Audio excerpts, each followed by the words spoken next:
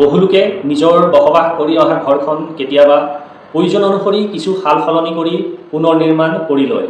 ইয়াৰ পাছতেই ঘৰ একোখনৰ কেতিয়াবা সুখ শান্তি মিলাপ্ৰীতি পূৰ্বৰ আৰ্থিক প্ৰাচুৰ্যতা আদি নোহোৱা হয়। বিশেষকৈ ঘৰ এখনৰ মূল দৰ্জা, পানীৰ উৎস, পায়খানা ঘৰ আৰু টেংকি, গেছৰ স্থান বা জুইৰ অৱস্থান আদিয়ে ঘৰ এখনৰ বাস্তুত স্পষ্ট প্ৰভাৱ পেলায়। কিছু লোকে নিজৰ সামৰ্থ্যৰ উত্তৰণ ঘটাৰ পাছত নতুনকৈ মাটি বাৰী লৈ একোখন সপোনৰ ঘৰ নিৰ্মাণ কৰি বসবাস কৰিবলৈ লয়, আৰু ইয়াৰ পাছতে যদি তেওঁলোকৰ ভাগ্যৰ চকুৰি ওলোটা ঘূৰিবলৈ লয়, তেন্তে আমি বুজিব লাগিব যে নৱনিৰ্মিত ঘৰখনৰ বাস্তু পজিটিভ নিশ্চয় নহয়।